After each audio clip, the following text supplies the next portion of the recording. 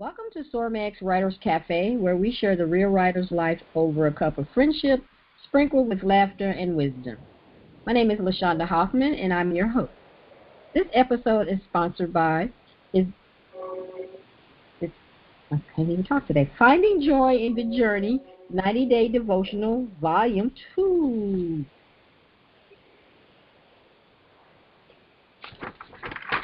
My notes are acting crazy today.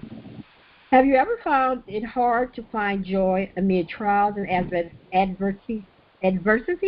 My tongue is not working today. I'm going to start this over again. Have you ever found it hard to find joy amid trials and adversities? Well, you're not alone. 90 phenomenal co-authors give real talk about love, loss, grief, and healing in Finding Joy in the Journey, Volume 2. In her 11th anthology, Finding Joy in the Journey, Vanessa Blackwell brings together authors who share their personal growth stories and how they found joy in the journey.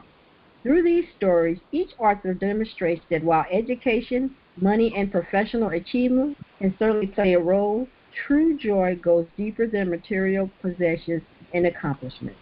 Every journey is unique. No two people's journey to joy will be exactly alike, but we can all learn from each other. Get ready to laugh and cry, sometimes on the same page, after reading this book. You will walk away feeling inspired to find joy in your journey and power through any obstacles you may encounter along the way. Check the show notes for the link. All right, so I'm super excited to be sitting at the cafe today with James Ruvalcaba. I know I just messed it all up, didn't I? Welcome, James. Oh, no, you're completely fine. Thank you so much for having me. Okay, great. Thank you for being here. I'm excited. James is my guest for today. We had two other people, but they had to cancel out, and James was very gracious to be able to hang out with me today. Can talk today at all. I'm going to have to start all over again. James, will you share with us a little bit about who you are? Tell us a little bit about your books and introduce yourself. Let's go. I'm just going to mute myself because my tongue is not working today. Go ahead. Welcome, James. Thank you. So, yes, my name is James Ruvalcaba. I'm from Los Angeles, California. I'm 28 years old. As I like to describe myself as a grown man-child, I'm still into wrestling. I still watch cartoons. I watch anime. I'm into weightlifting. I still play video games. I'm a pretty down-to-earth guy, very easygoing people person. Love to have conversations with others and get to know their past experiences. I'm very laid back, I wear my heart on my sleeve, I wear my emotions on the sleeve, when I'm in a great mood, which is almost about 95% of the time. And when I'm in a bad mood, I'm very easygoing, very easy to read like a book. And speaking of books here, my book here is the one I wrote is The Light Through the Pouring Rain. Now the book is about my fiance and I. My fiance and I, Annabelle, were together for 5 years, and unfortunately she was diagnosed with cancer in the third year. So I go on to tell the story about our trials and tribulations with this cancer diagnosis. We're both millennials. We're both in our mid-20s, and we had to ordeal this circumstance. Now, there's not a guideline. There's not a blueprint. There's not a Dummies 101 book here for us to read and follow. So we had to learn on our own, and we had to literally learn on the fly training here. So I go on to tell about, the ups and downs of the process, but give a behind-the-scenes look. I think a lot of us kind of have an idea of what the cancer diagnosis entails. Everyone kind of anticipates the balding, the weight loss, people being sick to their stomachs, fatigue. So a lot of people don't really go into depth or into details that, like, how do you maintain a relationship? How do you keep each other satisfied? How do you keep each other happy? How do you keep each other going? How do you keep a partner going as they're, going, they're feeling sick, they're feeling ill? So that's what this book is about, we'll go on about the cancer diagnosis, but, at the end of the day, it's all about, keeping light on the perspective of things. When we had every right in the world to be negative and to, doubt everything, and to be upset at God as the first person, we actually use God as our navigator and positivity and our sense of humor to keep to normalize our situation as much as possible. And, I throw instances and, as I like to say, sprinkles and instances of, sense of humor. We never lost our sense of humor, which is why the story's so beautiful. And it's a great read. You don't need to go through cancer to be able to relate to our book. But if you can, I'm definitely hoping this book can help you all here.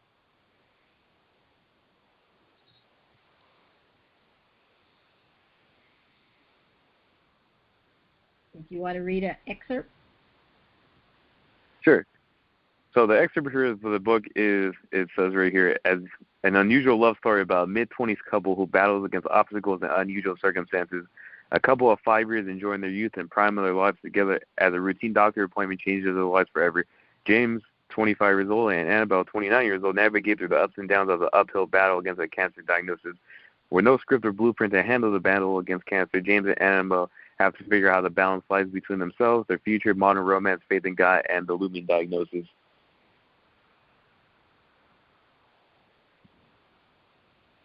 Thank you for that. So, as a person who talks about grief a lot, it had to be really hard for you to sit down and write your story. Why did you think that others needed to hear your story? I wanted to write it and tell the story because, there were just so many different ways you can dissect the book here, but there's just so many different perspectives that others can use in their own personal lives. It doesn't need to be as extreme as a cancer diagnosis or losing a partner like me. I honestly hope that nobody could relate to me because that means you've gone through something similar. But at the same time, I have self-awareness to understand that's the farthest from the truth. Unfortunately, there was so many before me and there'll be so many after me who go through the same situation to losing their partner. So I wanted to tell people about the story because the perspectives we use about, keeping our sense of humor, keeping things light, keeping them as normal as possible, something as simple as just smiling and laughing goes a long way. I think a lot of us in this life go through negative situations and we feel guilty. We feel guilty about just communicating and, speaking, and laughing during our situation. And there's no need to do that. There's no need to feel guilty. You shouldn't have to restrict yourself from having a good time and laughing because you're going through a negative situation. So I thought, telling the story here, to see the male's perspective from my eyes and to see the strength with my fiance during this battle, I feel like it could benefit any reader who picks this book up. And I just didn't want to let my fiance's legacy go by the wayside. Unfortunately, even as we have this conversation, there's somebody getting told the news right now they're about to lose their loved one. And it's so unfortunate, and I'm not the one who's going to slap her hand or be the judge here, but in all honesty here, it's never going to stop, and I wanted to, honor my fiance's legacy by telling her story and letting people know she used to have conversations like you and I are currently having and walk this world like you and I do, and there's so many people that passed away and you have no idea their names, you have no idea who they are, and it's to each his own. Loved ones honor their loved ones but however they want to, so I'm not giving a blueprint or a guideline how to do that, but, I just refuse to let my fiance come and go like that. I wanted people to know her name. I love that. I really do. I was a caregiver for my mom for like 6 years, and laughter helped us a lot. A lot of I know we would be sitting in the hospital room, and the doctor would come in, and we'd be in there cracking up over something, and he would go, "Oh, you must be feeling better. What's your pain level like right now?" And she's like, "Oh, it's a 14." He would look at her like, "What? What do you mean it's a 14?" She's like, "I'm in pain, but I'm not gonna let it get me down." So my mom she taught me a lot about how you deal with pain, that you don't let it take over your life. One time she told me, "I'm in pain every day. If I felt if I acted the way I felt, I would never do anything." And so she always would get up and go and do things that in her work through her pain. She would go through her pain. I love that about her, and I love that she had a great sense of humor. She passed that on to all her kids. We used to get in trouble because we laugh at funerals. So be in a funeral and just start laughing, and everybody's looking at us. And my mom would give us the eye, and we would have to get up and go to the bathroom because we couldn't stop giggling. So yeah, I think sense of humor is right now you have to have a sense of humor because the life has just been so crazy. If you don't, you're crying. So yeah, I think a sense of humor is fantastic, and I love that you are keeping her name out there. Like I said, I talk about grief a lot. As a matter of fact, the sponsor for today was a book that I'm in. It's about finding joy in the grief, and I know when my mom died, I didn't think I was going to find joy again for a long time. But I started writing about her and my experience with losing my mom. She was my best friend, and so that helped me. So I'm hoping that you writing about your loved one helped you ease your pain and show other people that, there were some good things out of that too. Yeah, every single day, where you're just able to put the pen to the pad, and just communicate the name and just to say it out loud is already honoring the legacy, between my fiance and your mom and probably all the others that we lost in our lifetimes here. Just to be able to communicate it out loud is already speaking worlds about like how much they really meant to us, and that's how we keep their name alive. That's how we keep their legacy going, is by just speaking about them. I'm sure they're ever present in our lives currently, probably as we speak about both of them right now. But it's to each his own. To what and I really mean is like I ran into so many. I'm sure you do as well. It's like so many people keep the cards close to their chest, and they once they lose somebody, it's kind of like an unspoken thing. You really don't mention their name anymore because it brings up so many emotions and so many pains from the past. And the reason why I was able to put this story, because if I had did this 2 years earlier when I had just first lost her, this would have been a train wreck. I could have never been on your platform. I couldn't have articulated anything. But during the 2 years of building myself back together, I was able to find peace with it. I was able to find peace relatively soon, but I still was caught up in the emotional storm here, so to speak, of just losing her in general. But it's the peace. We're all searching for peace in our life, no matter what aspect we're looking for it in. And I was able to find peace, and I use a mission statement before I even started to keep myself grounded here. It was I want to honor my fiance's legacy, but also to be a testimony of God's goodness. And I've heard people in the past tell me like, oh, how could you say that? That same person who took your fiance is the same person you want to be a testimony of. And I say, I absolutely do, because at any given point within the 3 years she was diagnosed with cancer, she could have passed away at any given moment. I didn't know it was the last moment with her till it was the last moment. So just to be able to be blessed to have an additional 3 years with her is enough for me to be a testimony, for God to answer my prayers, to take her peacefully. When there was no other option, there wasn't okay, we can either prolong this or we can go. No, she's going to be gone within a 24-hour period.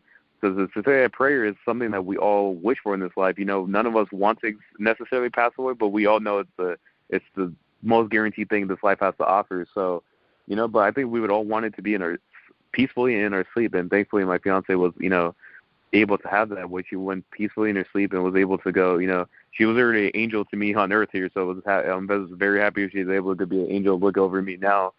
But that's why I stick to the mission statement. That's how I continue to keep pushing forward, that, the promise I gave her in her last moments, to be able to be a testimony of God, and, and to be able to have the gift to tell the story and share it. It is a personal experience here, but, that's the only way we're able to keep that. I think that's the art as an author, is to be able to tell stories, and for it to be close to home, and for it to be my own personal life. That's the only way I could speak with this passion and this drive, because I'm like, I know what it's like firsthand. This is not a made-up character. This is not a fiction book. This is real life right here. So I'm very thankful for, your platform, and just to be able to say her name out loud, Annabelle, it's a blessing.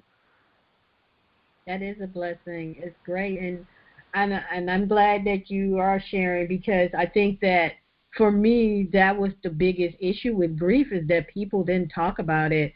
They didn't, my mom's mother died when she was 9, and they really didn't talk about it. They didn't talk about her mother. I don't think I even knew what my mother's name was until I was almost grown. She didn't talk about her that much.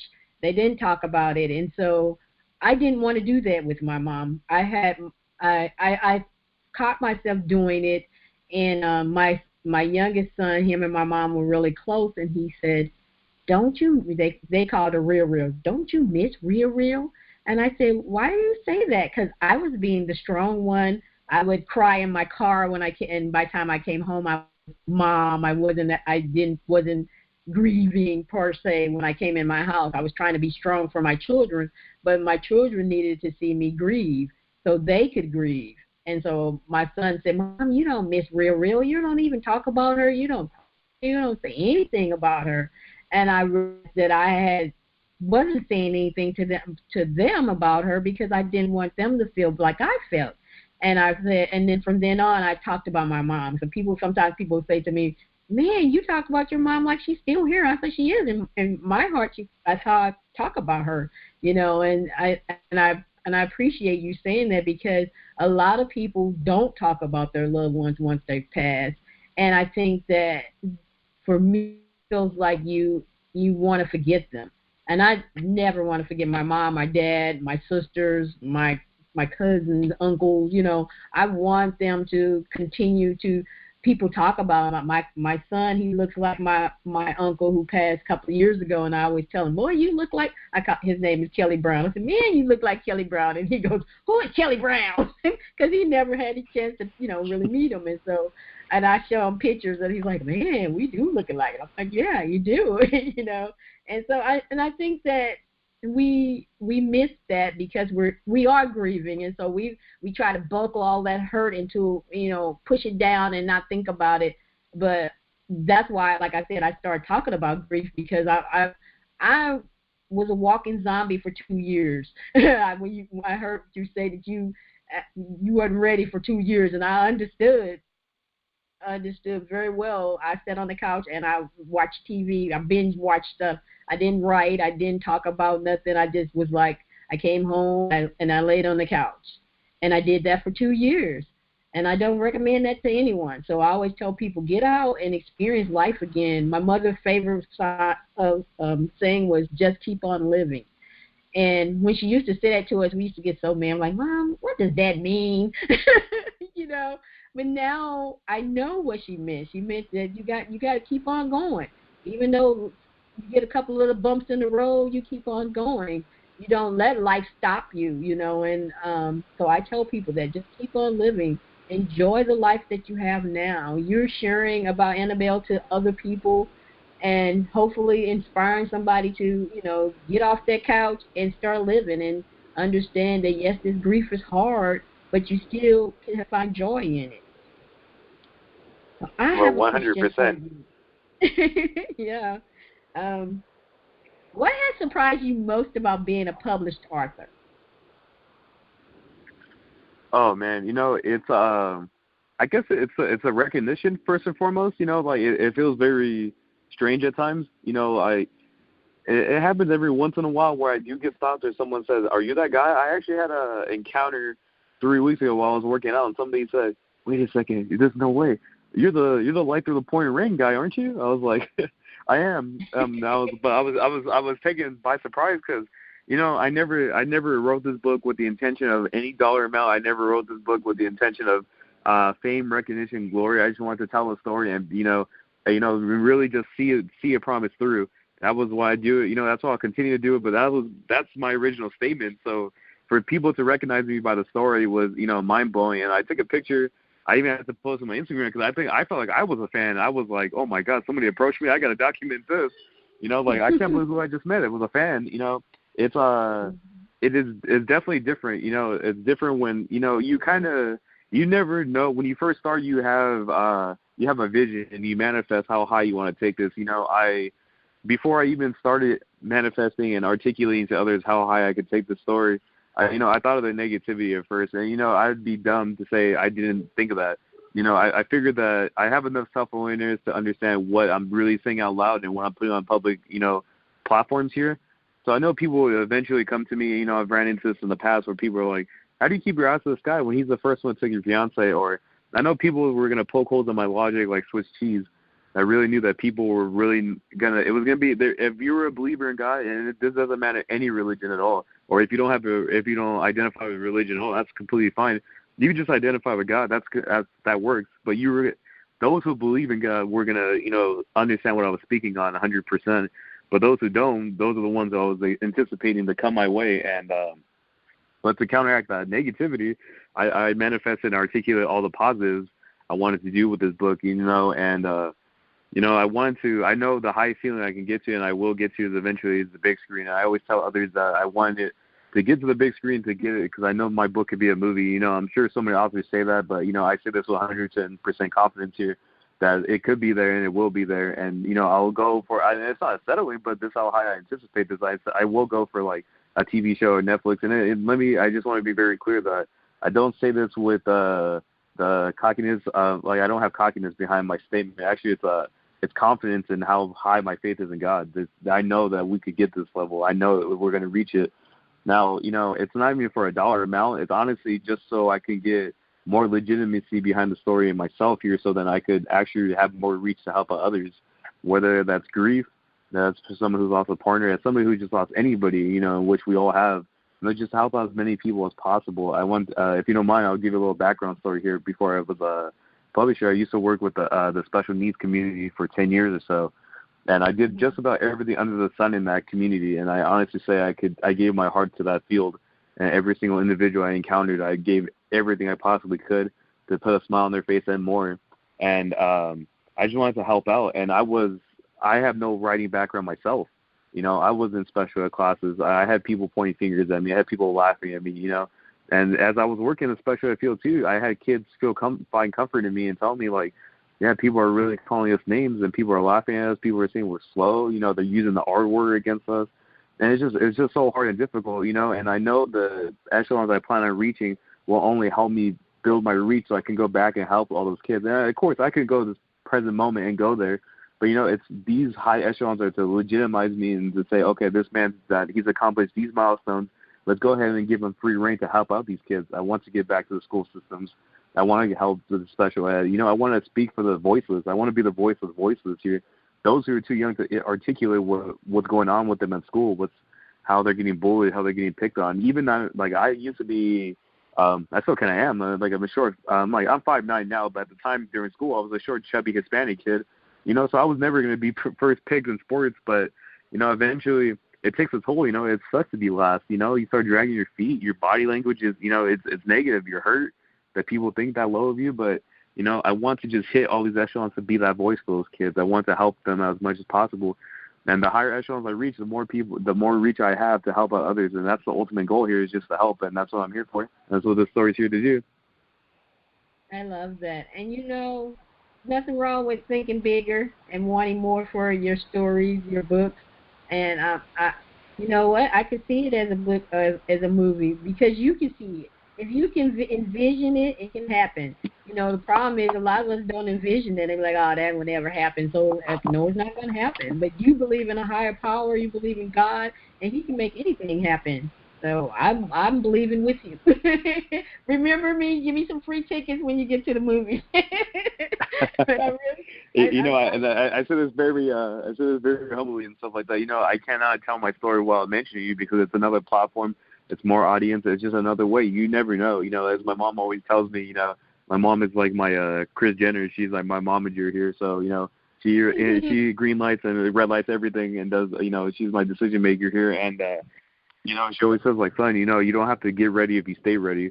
So with that being said, with your platform, I have no idea who listens to you. And, if it was meant to happen yesterday, it would have happened. If it was meant to happen in this present moment, I'm ready, and I'm ready tomorrow as well. Every single day I'm prepared for the moment, but I take it one step at a time and enjoy it. That's my mom's piece of advice to me all the time is like, son, enjoy this. I have bigger visions now, but to say I grew up, rolled out of bed and said I wanted to be an author is the farthest from the truth. So to see it hit the echelons is hitting, and to see the levels I want to take it to, it's a tremendous thing, but as you grind and you're a business entrepreneur woman as yourself, it's hard to enjoy these moments when you're grinding so hard and you're working to reach your goals. It's so hard to celebrate a moment and enjoy it. So, that's why mom's always big piece of advice to me is like, son, just enjoy the moment, enjoy these conversations, enjoy, like the platforms like I'm on today, which I'm very thankful for, I'm enjoying this moment. I'm enjoying this conversation. Like, so again, I'm not saying this just to say it, but I'm really appreciative for you having me on here. I'm with your mother to enjoy the moment. I tell my clients that all the time. Enjoy the moment because this is your first book. And you might write many more books later on, but this first book is the best thing ever because you became a published author. People are seeing your story. People are reading you. You got that first fan, yay, there's nothing like a person come and tell you that they've read your book and they're looking at you and they're like, hey, I really enjoyed it, and and so yes, I'm with your mom to definitely enjoy every moment of it, because you don't get that back, and a lot of people kind of glaze over and move over, and you take each step at a time. But I will say this about the movie wise, I have met 3 people who have turned their books into movies. And so I know it's possible. Back in the day, you used to hear about stuff. Oh, authors want their books. You had to go to somebody big to do it. But I've met 3 authors who have published, who have created their own movies.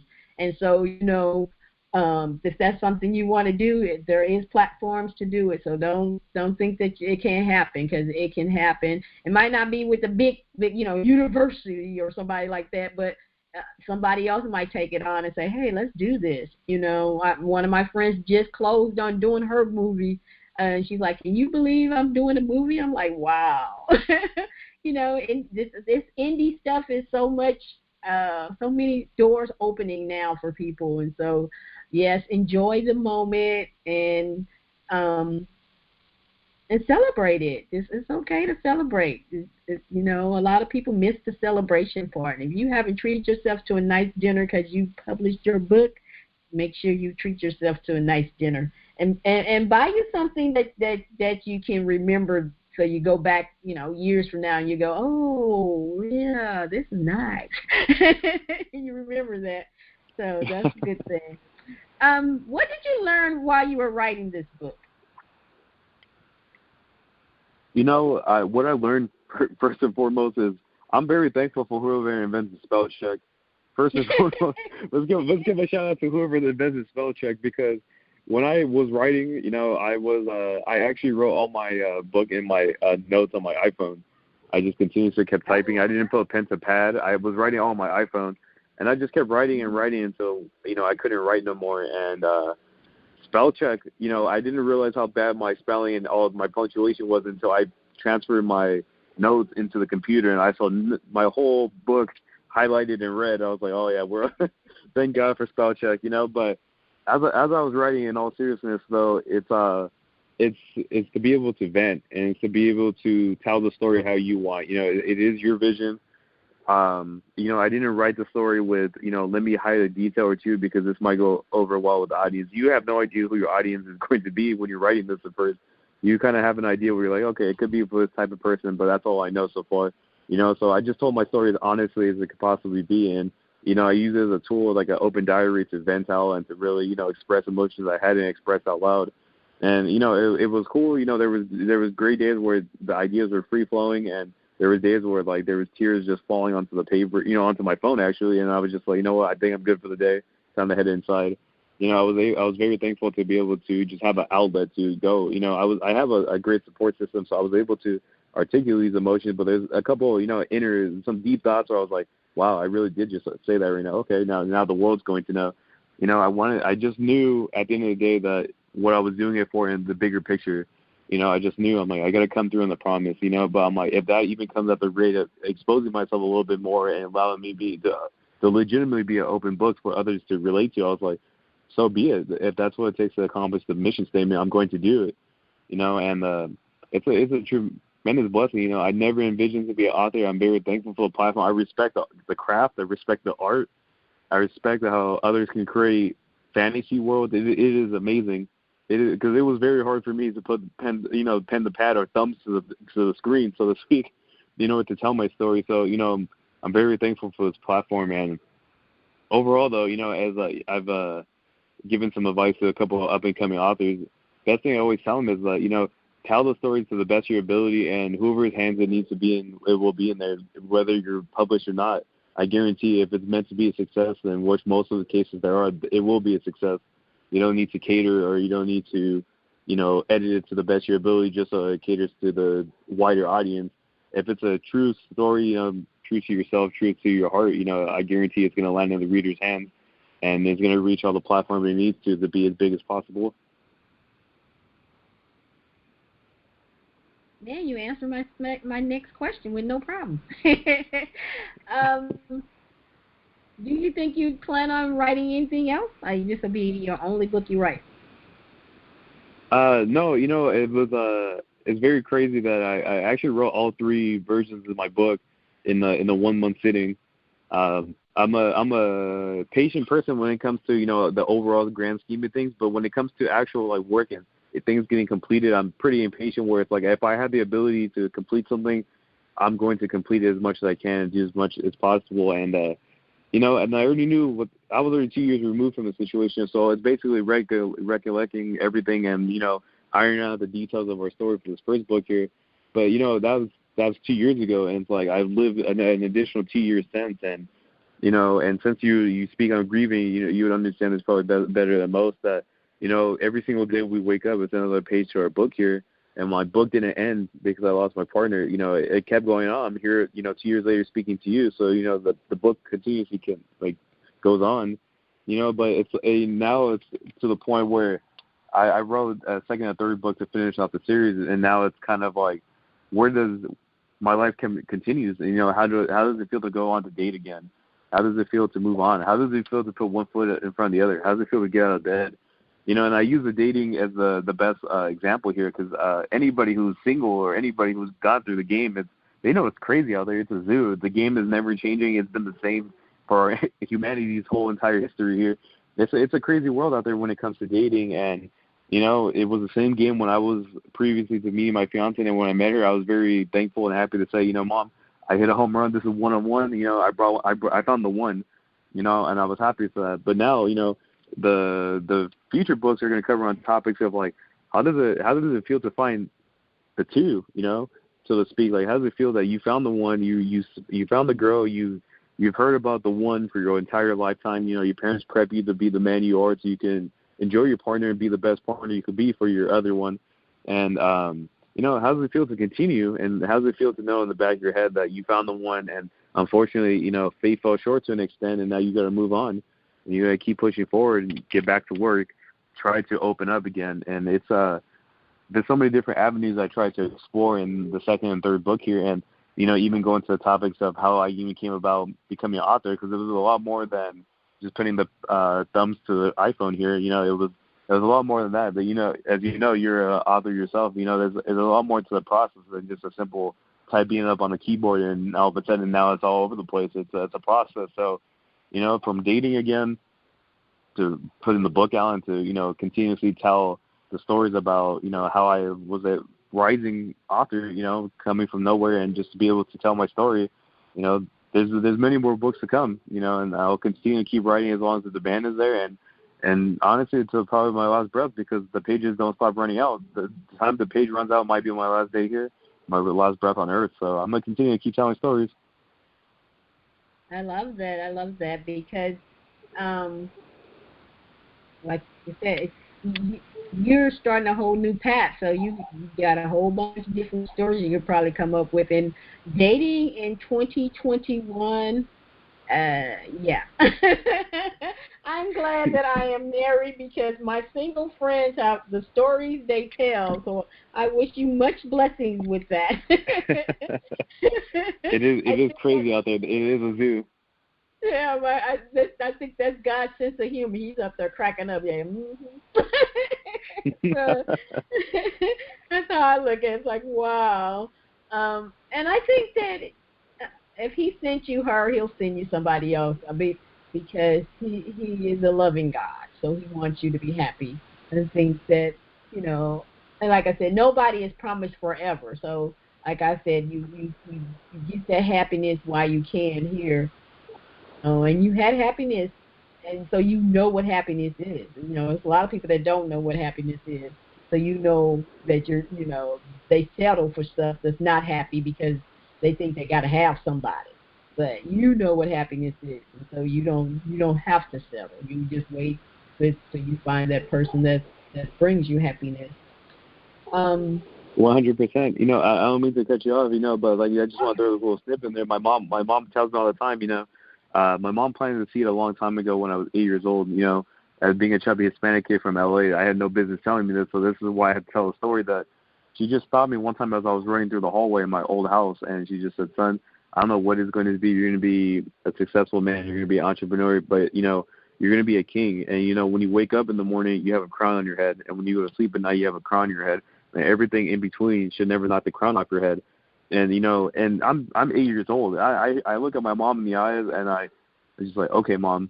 But that confidence, that seed she planted in me at such a young age is what's been in the back of my head. And it's literally 20 years later now that it continues to be in the back of my head, you know, and it goes back to your point that, you know, we all should walk around with the confidence, and we all have a particular standard that we all have, and we shouldn't settle for anything less. Alex, she always tells me, son, you know, reach for the stars, and when you reach for them, grab as many as you possibly can until your pockets keep overfilling, and even then, keep reaching for them. You know, there's no such thing as too many stars, you know. So, you know, to your point, like, we really shouldn't settle. I know it's a hard topic, and it's you hit it on the head, you know, 100%.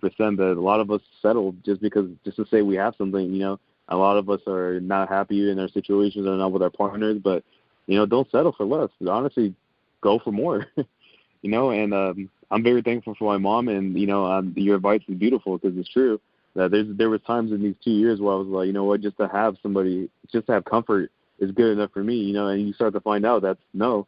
Like, as I was treated like a king and I treated my fiance like a queen, that we weren't going to. I'm not going to settle for less. You know, I know what it feels like to have somebody who's A1, top-notch, gold standard here. Now, I'm not going to settle for silver here. I'm going for gold again. So, you know, as I continue to put one foot in front of the other, hopefully that day comes. But, you know, I'm always open to it, but I'm not actively seeking right now. You know, all my focus is onto the story. But, you know, I'm very happy that you're able to pass that message along, because that perspective you have is beautiful, and a lot of people don't understand that perspective. So I'm very happy that you can articulate that and help that message getting passed along. Well, first, I want to tell you that you have an amazing mother. I love her. I don't even know her. But she just gives you so much wisdom, and that's fantastic. She reminds me of my mom. She would throw them little nuggets in there, and you'd be, wow.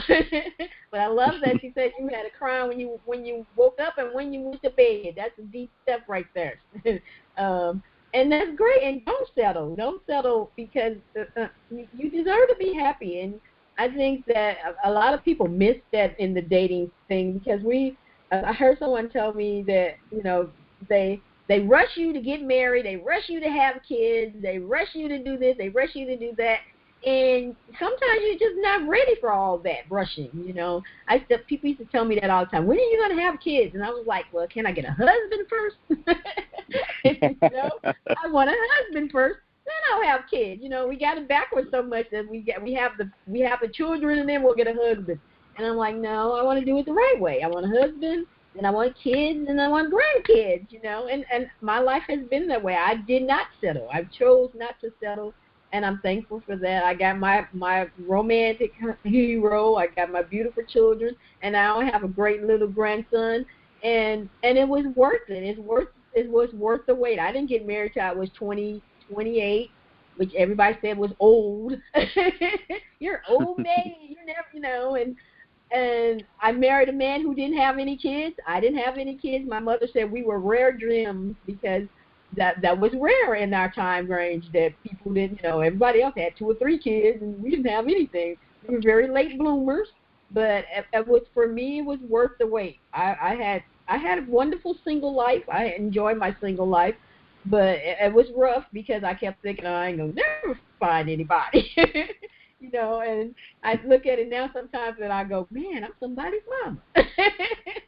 You know, but I'm glad that I waited, you know. And my mom told me to wait. She told me, don't, just wait.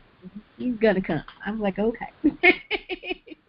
Because I had at one time decided I'm just going to adopt some kids and just be a mom, you know. And she's like, nope, just wait. It's going to happen. You know, so I'm glad that your mom, you know, and you have that beside you, because it's so hard out here in this real world, you know, staying positive in this time frame, you know, selling a book is hard, because there's so many books out here to catch, you know, and so when somebody actually takes the time to read your book, that's amazing to me. And I tell my clients all the time, appreciate every reader, because they didn't have to buy your book. You know, they could have went somewhere else. And when your book touches somebody's heart, and they have, you know, they call you up, or they send you an email, or they write the best review ever that makes you cry, you know, It's worth it. It's worth the time. It's worth those sitting in your bed with your fingers on your phone writing. I love this new generation. You guys write your books on the phone. I remember somebody told me they wrote a book on the phone. I'm like, what? Who writes books on the phone? And but I actually experienced that one year. I sat down and I dictated it. I couldn't. I'm not like the kids where they can use their thumbs. I can't do that. I'm old generation, but I use Evernote. Evernote is my favorite tool ever, and I talked into my phone and did a whole book that way, and it was amazing. I didn't have to open up the computer at all. So I admire anybody that doesn't open up the computer and write, because in this generation, that's how you write. So, but you got to find what works for you. So I'm glad you found what works for you. You wrote your story, and you will continue. You got a series going, and I think that it'll be great for you, because you got to show people that there is life after grief. A lot of people think there's not, especially when they're going through that grief storm. They're like, there's no life after grief. There's definitely no dating after I found the one. You said that was your one, but sometimes you can get it too. I try to rationalize it as much as possible. When I've had my experiences with dating, when everything went wrong, I was like, I see, Annabelle, if you were still here, I wouldn't have to go through this, but, right. I joke around with that, but in all honesty, I tell my mom, like, I joke with her, I'm like, Mom, the day I find myself in heaven, technically I might have 2 wives, you know what I mean? And she always laughs, like, son, you can't be saying that. I'm like, I know, Mom, I'm just joking around, but to be able to have the relationship I had, I was appreciative of my fiance, as, I was very blessed to say, and I've been on record to say this, that I was so in sync in the moment. I was aware of every single moment and every decision and every word I ever said to her in those 5 years. And I never knew until she got diagnosed officially with cancer that she had it, but I'm very thankful that I was in sync. There's not moments I have where I was like, oh, the would have, could have, should have don't haunt me, and 2 years removed from the situation, I don't let those would have, could have, should have haunt me now.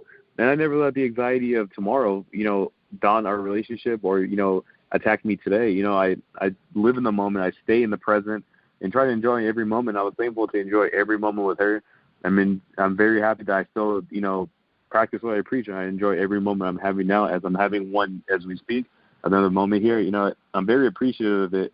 I've seen that the would have, could have, should have, and anxieties.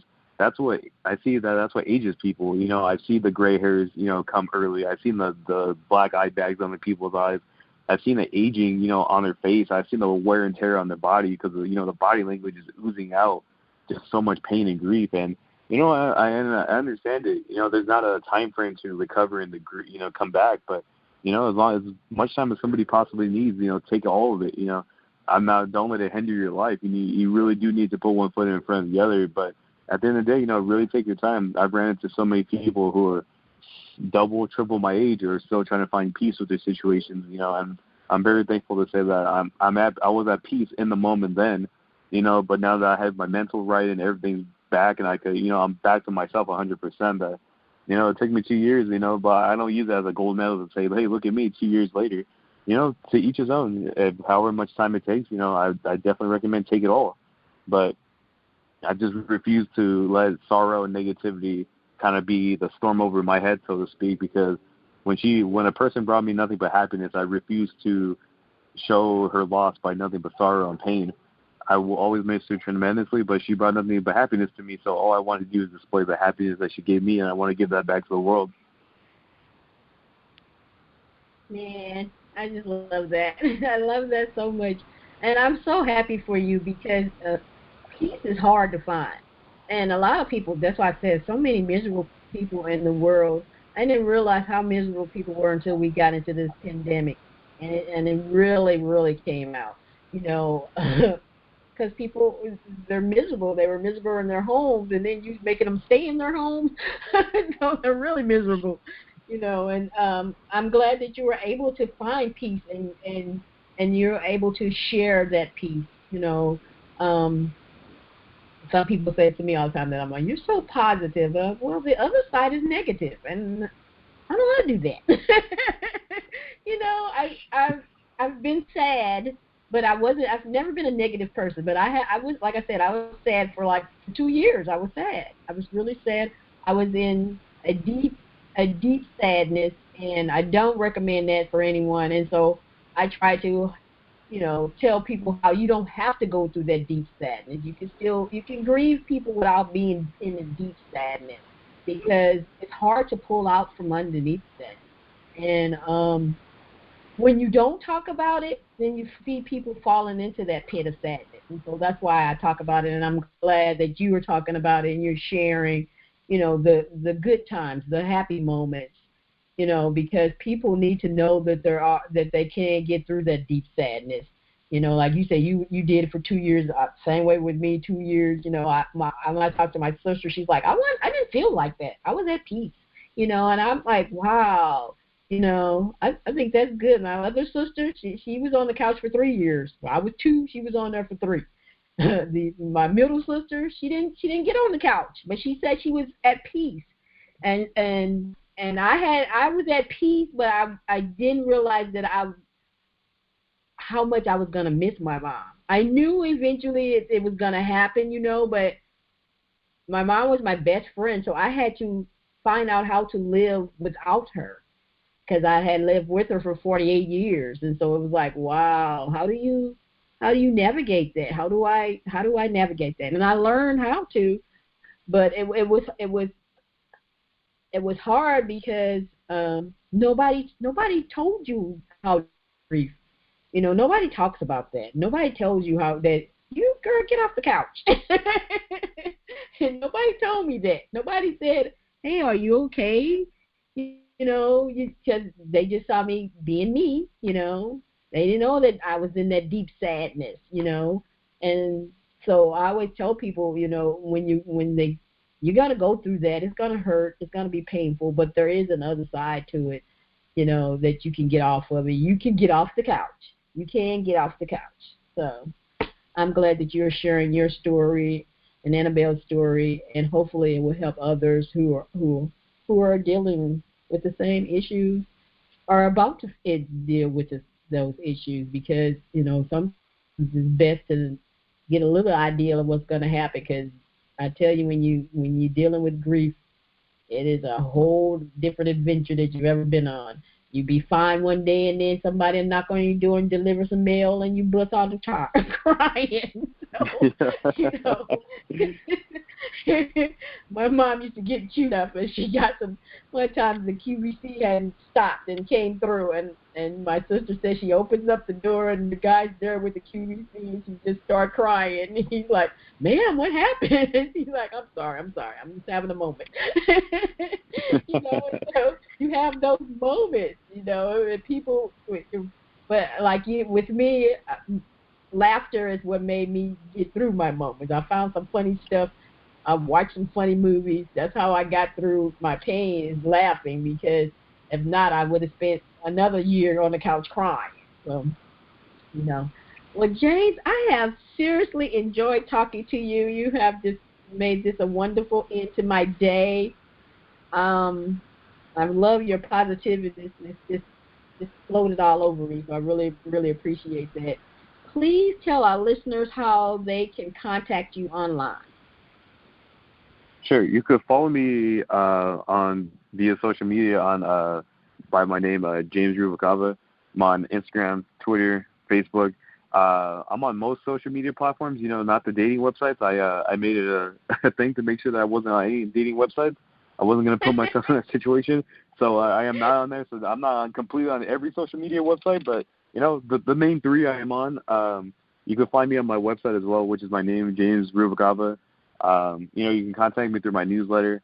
In all seriousness, you never know when somebody needs you. So I'm always open, to contacting me through email, or if you want to join the newsletter to, get updates.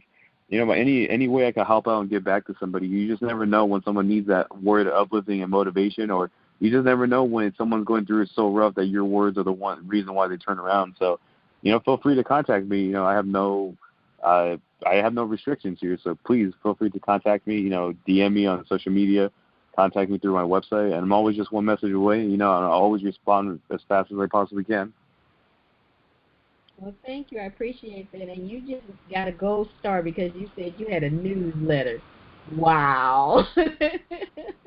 I am an email person, so whenever I meet new authors, that's the last thing they talk about is, oh no, I'm not ready for an email list. And I love that you have a newsletter. So that is fantastic. You are see, your mother got you go. I'm gonna have to meet your mother.